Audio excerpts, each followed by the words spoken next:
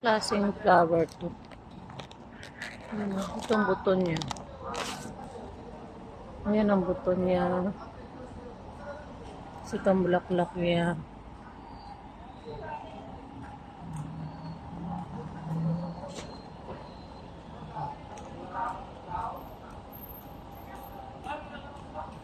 Sa mga nakakalam kung anong klaseng flower to, please comment below. Nice. Diba? Ang ganda niya.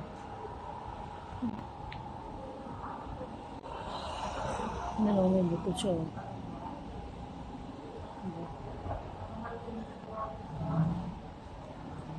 Gusto ko ito na ano ba tawag dito? Baka silang kulay niya. Gusto ko yung ganito. Ang mga ganda ng kulay.